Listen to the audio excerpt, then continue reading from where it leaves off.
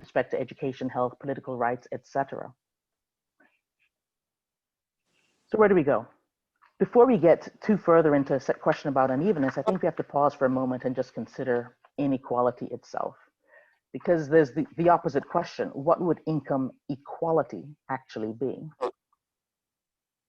So let's start off with a question about payers and people who are paid. Because income essentially is someone paying someone else to do something, hopefully. For some, income is also just about capital gains. You're being paid for the risk that you're taking with your capital. Now, there's a parable in Matthew that speaks to some workers in a vineyard.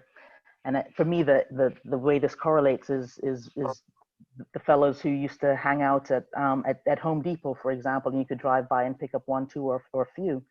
So you pick up a couple of people at 8 in the morning, and you agree to pay them $100 for the day. You pick up a few more at noon, and you pick up a few more at 4 p.m. And at 5 p.m., it's time to pay people for working hard all day in the heat, in the sun. And the payer, person who hired them, decides to pay everyone $100. It pays the person who started at 4 p.m. 100, pays the midday guys 100, and pays the people in the morning 100. And of course, that leads to a little bit of resentment. But the question is, if you accept a wage, are you in fact unequally paid? And I think the answer to that must be yes. Must be yes. It's okay to accept no, rather. It must be okay to accept a wage and have that be fair for you because you thought it was fair. However, if there are systemic circumstances which make for uneven outcomes, which make for uneven opportunities, then perhaps you don't have as much choice as you might think you do, or as we might hope that people do, and you only accept a wage because you have no option. And in that case, is that still fair? Very unclear to me at that point. So then we talk again about what equality actually means versus what equity means. And equality certainly seems to be a bit of a pipe dream, perhaps, because inequality is a natural outcome of unique difference. We are different. Humans are different. The top row here on this chart suggests that we each get $100 for what we have done, no matter what. We each have the same bicycle, regardless. Now, can we actually all each have the same bicycle? We have differences in talents, we have differences in capabilities, height, sizes, weights, abilities, all the rest of it. And we have a difference in our ability and willingness to take risk. Equity, instead, is perhaps what we're seeking. When a situation in which people are able to live, to thrive, to provide for their families, to meet their basic needs. A situation in which people have a bicycle which suits whatever it is that their talents might be, and there's a reasonably fair distribution of pay against their effort, against their work, against their talents, and that happens consistently. Now, unfortunately, even in a world in which we are able to pay differently for different talents and different contributions, we as humans, we do like to look at what the other person just beside us or just near us is getting. And sometimes that doesn't leave to any of us thinking that we're actually being fairly rewarded. Nonetheless, there's a quote from Animal Farm, which is quite fun. It talks about the pigs. And the pigs did not actually work, but they directed and supervised the others. With their superior knowledge, it was natural that they should assume the leadership. You can take that, with their superior knowledge, it was natural that they should also be paid more, be rewarded more. Nonetheless, that would perhaps lead us on the line of equity, which is something that we're seeking, rather than pure equality with no variation or possibility available to us all. So where does that then take us? It takes us to uneven prospects. Do the factors that we are speaking about affect different groups of people evenly? And one easy starting point for that is that pedigree matters. So for example, where you went to school, who you met while you were there, what opportunities you had, that depends on how wealthy you were, frankly, when you started off your journey. Can you give me 1 minute? I just need to get a sip of water. Yeah.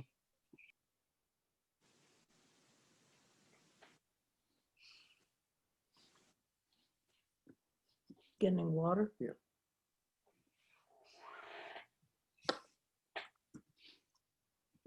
Expect. Now, starting with wealth matters, and that will already shape your prospects. So if we look at geographic contributions to income inequality, we find a certain unevenness. These three charts speak to distressed neighborhoods versus prosperous neighborhoods.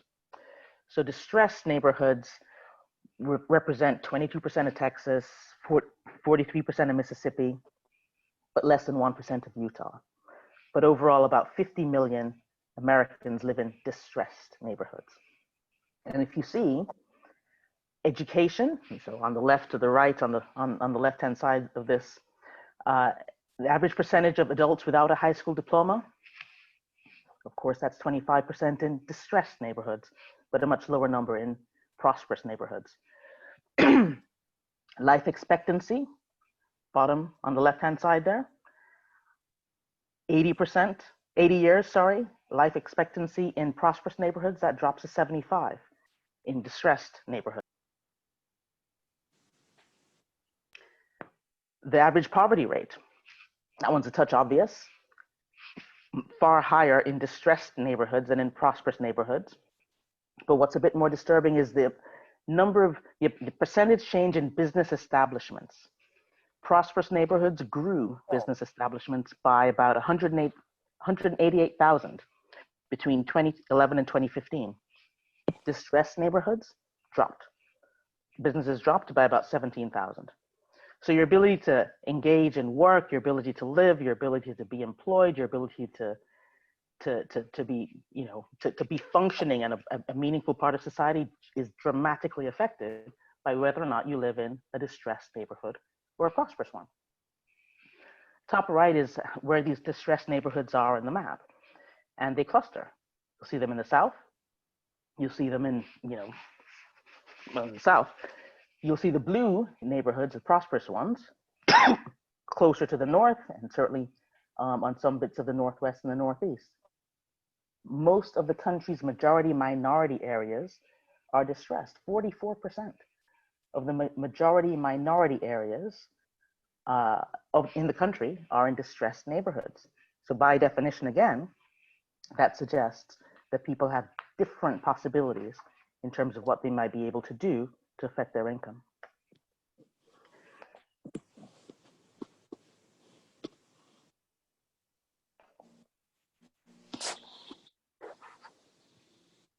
So if we take that question about uneven prospects to the issue of race, in 2018, Black households were still about $3,000 less in terms of the median household income than what white households were earning in 1970. There's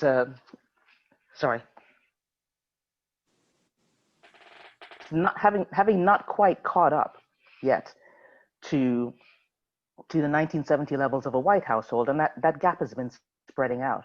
So as of 2018, it's now increased to about $33,000 versus back when it was about 20 something. If you look at gender, there's an unevenness here as well. So both lines are increasing up and to the right, but it's become more lucrative for men and not quite as lucrative for women. You can see that gap expanding. This is a global chart, not a US chart, but nonetheless, it brings us back to Animal Farm, of course, and all animals are created equal, but some animals are more equal than others, and that in turn results in perhaps less equal pay. There's an effect of all of this. There's a bunch of research against, there's a longitudinal study of aging from the UK, there's a US health and retirement study, and there's lots of stats. And essentially, if you analyze against thousands of people over time, the evidence shows that there's a corrosive nature of just lower socioeconomic status on bodies, minds, and capabilities. People die younger, and they die less well, and they die in certainly more difficult conditions. If you add a pandemic into the mix,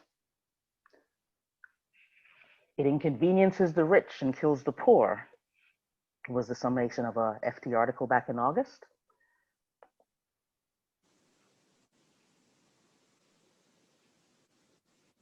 I did like how, or like is perhaps the wrong word, but I did like how this particular one phrased it, which is essentially to say that if you think that we're all in the same situation when it comes to the effects of a viral pandemic upon us, it's the same thing as only saying that generals and foot soldiers fighting a war are also in it together, i.e., not at all the same. This only compounds the problems that basically exist in the fundamental fact of income inequality itself. So where do we go? Action is required. There are different groups in different ways who are reaching the same conclusions, even if they're starting from different starting points. Even in cases where, quote for this from a book on political inequality, even in cases where an increase in economic inequality makes nobody economically poorer, an increase in equality of resources is disadvantageous, as increased economic inequality can lead to a power shift due to an increased inequality in the ability to participate in democratic processes. So essentially, it becomes even more problematic even in this moment right now, as we have seen in multiple bits across the United States with respect to voting. Causes, contributors, effects, they're all interconnected, interdependent. There's a patchwork of interconnected causes here. It's difficult to solve this problem if we cannot find a single thing to fix and a single result to tackle. Tax models, technology, globalization.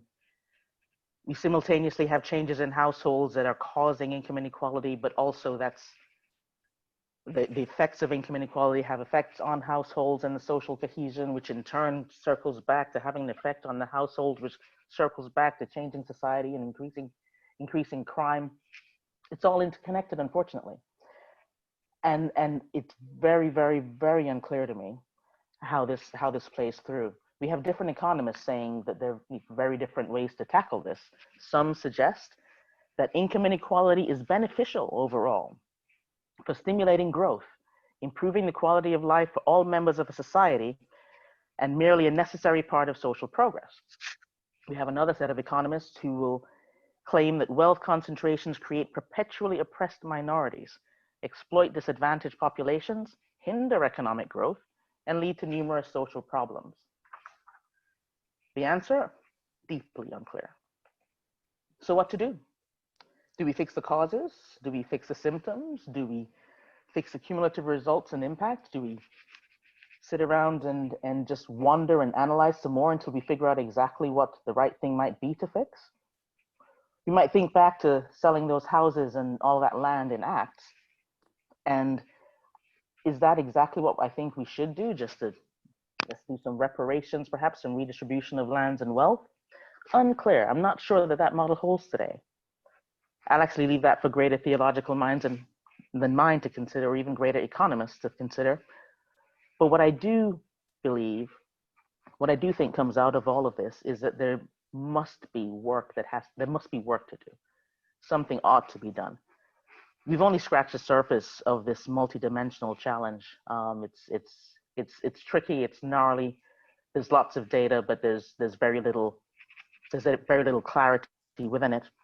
But nonetheless, ultimately, I think that we as caring humans, as Christian humans, we shouldn't stand silently by. We certainly shouldn't stand silently by when the causes and the accelerants are themselves uneven and perhaps a tad unfair.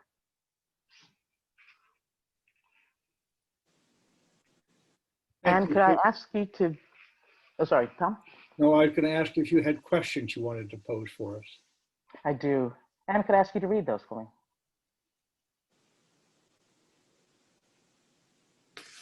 Okay.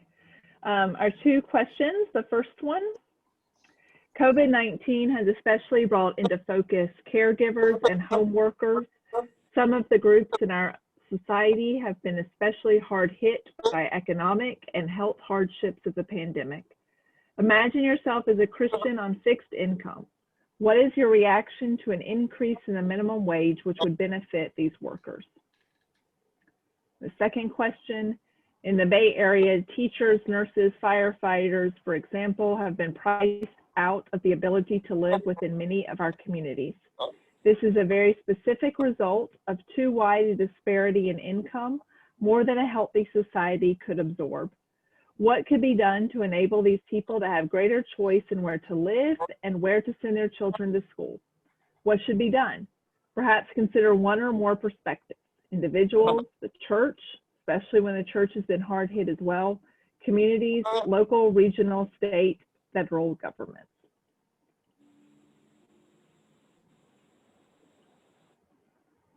You'll see those in your chat window. I believe we're going to go into breakout rooms. Okay, there's 5 of you in each room. Should we do 12 minutes tonight, or do you want to do 15, Tom? Let's do 15 and we'll take it out of the Q&A. Okay. You should automatically go there. There's been some people think they can see the chat questions in the breakout room, some do not. So I just encourage you to read over them again. I'll give you about 20 more seconds and then we'll go into the rooms. Where do you read them? If you hit the chat at the bottom of your screen, Okay. you'll see both there. And I think you might also be able to block copy them, and then when you get into your breakout room, you can put it back up. Okay, I'll post it sort of as an announcement at the top of the screen for you. Okay, here we go.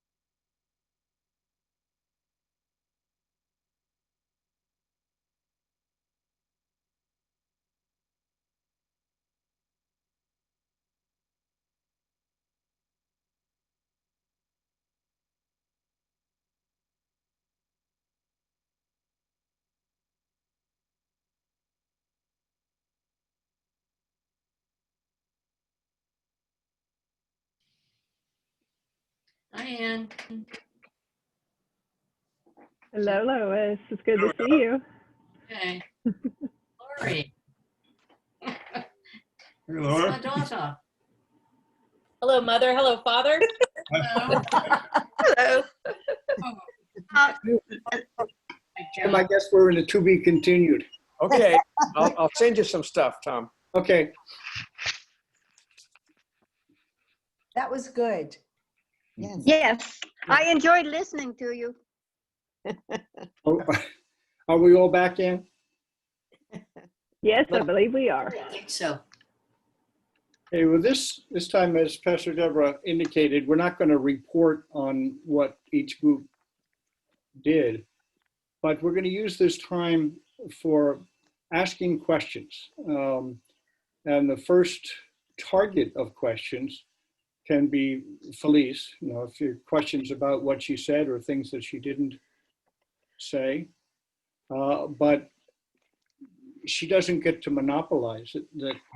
And she can even pass the baton to somebody else if she doesn't want to answer a question on it. But it's for a collective wrestle with this further. And does anybody have a question they'd like to pose to Felice?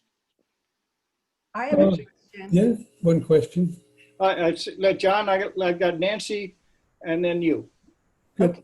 Felice, thank you for all the great work you did, the analysis. And, like everybody, I've been thinking a lot about this. And I just have a big dilemma about how we change where we've gotten to in this country. First of all those well-paying middle-class jobs, the manufacturing, have disappeared, where they made $25 an hour with benefits and healthcare, and were replaced by service workers who, make $10 an hour with no benefits. And that's a lot of workers. And how do you make up for that shortfall? The tax structure, the government, the culture in this country. Where's the will of people to say, how are we going to make these jobs living wage jobs? And I just don't understand how we can do that. I have no idea either. I did see, was it Finland or Denmark? I think it was Finland. Did anyone see that article about they tried an experiment with the universal basic income? Yes. And we're seeing some success, but they're doing that within an entire social and legislative framework that's vastly different from the one that we exist in. Yes. And so, any laser focused answer to this just feels to me as it's just going to be, shouting into the wind, really. I don't see how you get from here to there without either a very collective batch of stuff, something a bit almost revolutionary, really. It has to be multifaceted. It has to be big.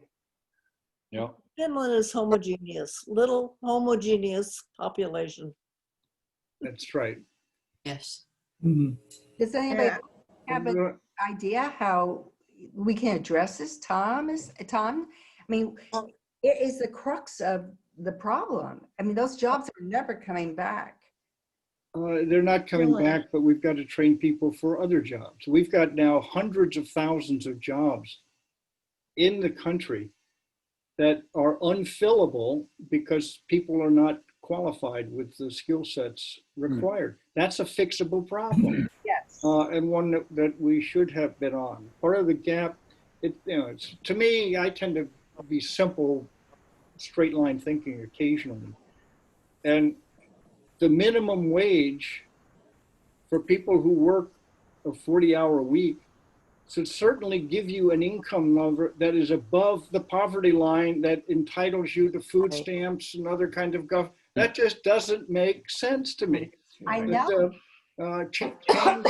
Change the law on minimum wage and reduce the amount that has to be paid out to compensate. Shift the burden to businesses and the consumers. Yes. Yes. Mm-hmm. Thank you. Thank you. Well, what you're really saying is minimum wage is not a living wage. Yeah. Right? And what a living wage is radically different in Palo Alto than in Stockton, or Correct. certainly than in Omaha or Bloomington, Indiana.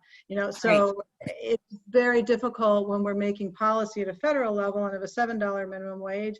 And, people think a $15 minimum wage like we have is hugely generous unless you happen to live here. Right. Right. Again, it's manageable. I mean, having Excuse been me, in the Colleen has been having her hand up, so. John first and then Carol. Okay. Unless I had one thought about this. What can we do? What reasonable thing will make an impression without making new troubles? Isn't it an idea that going to increased tax incentives for donations to appropriately qualified organizations, help organizations, not-for-profits. That may be a route that is relatively safe and relatively doable as long as the definitions are fairly well done. Good idea, John. Carol? Not me. No. Oh, Let's I go to thought you Colleen. were waving. No, oh, that's me waving. Just waving to everybody. Yeah. So do people know you can raise a hand electronically? If you click on participants, you can raise your hand. Reaction. It keeps them in order. So the next person can be called on. I make the argument, Felice and Tom, that we should change our corporate securities laws. Too much of the increase in wealth is coming from equity, and that means you've got to have money to make money. And right now, all the laws are written to encourage corporate executives and boards to keep increasing profit. There is no obligation to treat your employees well, to care about the community. Your whole liability as an officer and director turns on stock price. This has caused an artificial increase in the stock market, which benefits people who already have money. Thank you, Mark. Yeah. Marcia's the only hand I see over in the participants. No, Colleen- Colleen got Colleen's her got her hand hand up. up. There's Let's one. let Colleen go. Thanks, Felice, thank you. That was wonderful. And I have a question for you. Since this means a lot to you and you've thought so much about it, if you were able to choose the most important thing to start with, what would that be? Oh dear. Trust you. You've given a lot of thought to this. Yes. I don't think I could choose one thing because, well, it has to perhaps be two. So one, you can't do anything without money. And so there has to be a tax calibration, whether it's changing the capital gains stories, that's no longer 15%. I mean, it can't be true that $750 is what you pay after you earn 400 and something million. Like that can't be true. But so you have to have money on the one side, but then having achieved that money, you have to be able to do something with it. And so money plus living wage, those two things to me add up to something that's a useful starting point. I'm struck by some research in I think it was in Africa and Kenya that talked about if you just give people money, more so than even funding programs that help them to become better, just give them money, they're able to manufacture better outcomes. And so if I, minimum wage and filling it with some cash from changing the tax structure. Thank you. Sounds good. Yeah. Something we can get behind, all of us. I want to. Mo is what the identifier is here. That's me. Okay. It's not a solution or like the cure for the problem, but I think and I think that's part of it, is there's not like a thing we can do that will fix this, obviously, otherwise somebody would have figured it out. But I think one of the pieces that has to happen is that we have to revoke Citizens United, because basically right now corporations are people, and they're people with huge economic resources and power, because they're not people, they're corporations. And so in corporations, what they care about is money. That's their job, is to care about money over people. The people aren't working for them and making money for them or just giving them money, they're useless, and it doesn't matter if they die. From the organic perspective of a corporation. And so I think that one of the things we have to do is to make it so that only people have a voice. And I know it's not simple. It's not like, oh, we just revoke that thing and we can just go back to one person, one vote, which we never had anyway. But it's an important step towards whatever the big solution is. Yeah. That's it. Okay. Good point. We've reached the end, but Jim, I see your hand is up. It's actually then. It was me. I wanted to ask Felice, I completely agree with fixing the tax structure, but what would you do with the money that we get from taxing higher incomes more, for example? I would figure out how to set some sort of sensible, I guess the buzzword is living wage, that's relevant across the different economic areas of the U.S. and to be able to set that and fund that. And that doesn't fix people's ability to buy education, nor does it fix their ability to buy healthcare. It doesn't fix a whole bunch of things. But if someone could actually get a minimum wage that was a sensible minimum wage that applied, as Vicky said earlier, to Stockton and also to Omaha, I think that's a starting point. Vicky's off mute, so she must have something to say. Well, I would just add, because Lynn didn't limit how much that money was, in addition to that minimum wage, those things you mentioned, I think we do need to do. In other words, public health. We have to invest in public health, because how can you go to work and earn that living wage if you're not healthy?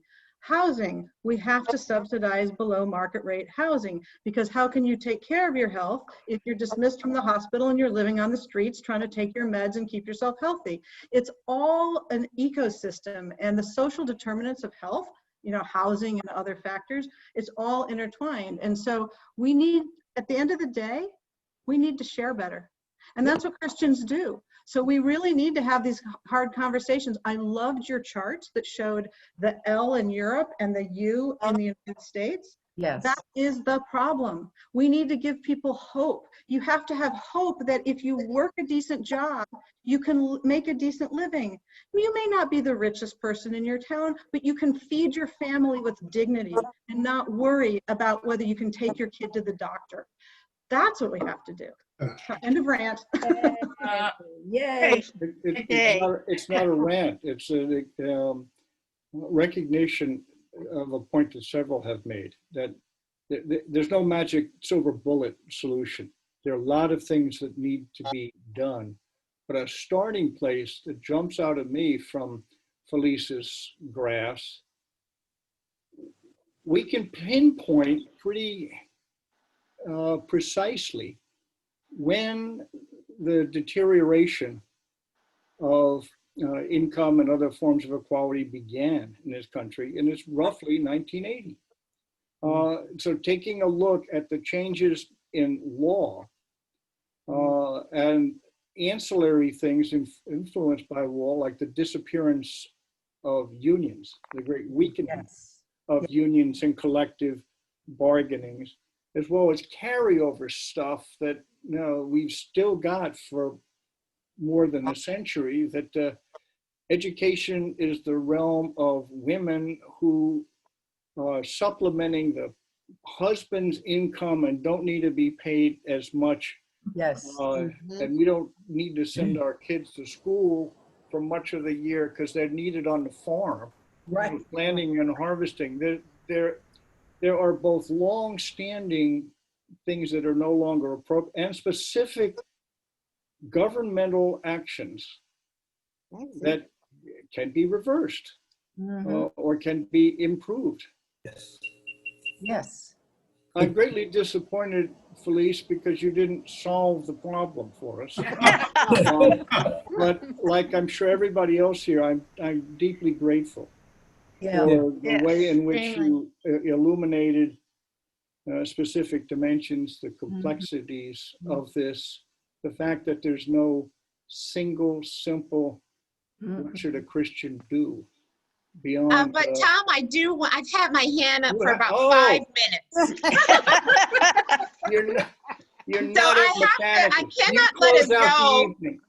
I can't let us go on a theological supposition when we started this out on the Matthean text.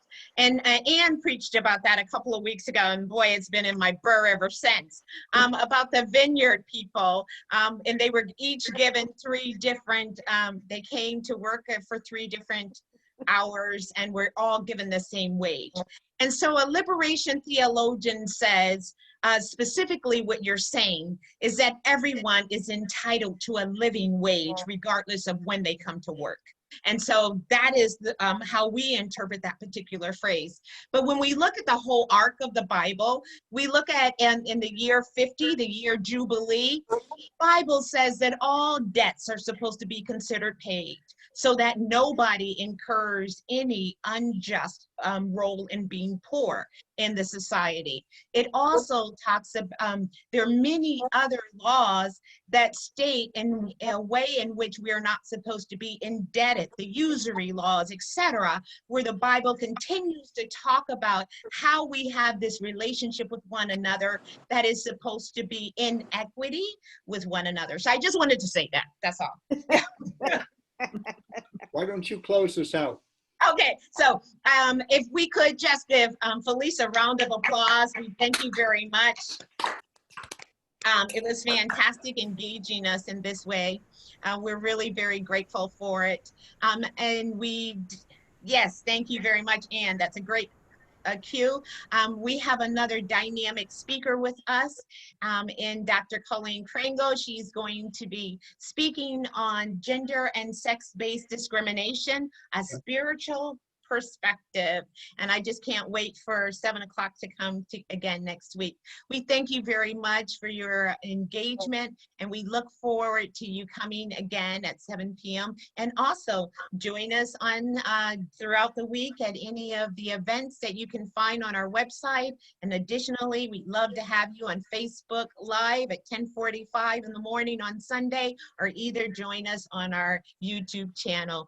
God bless you and keep you, and may God's grace continue to smile upon you and stir you up with answers to these questions that we're posing.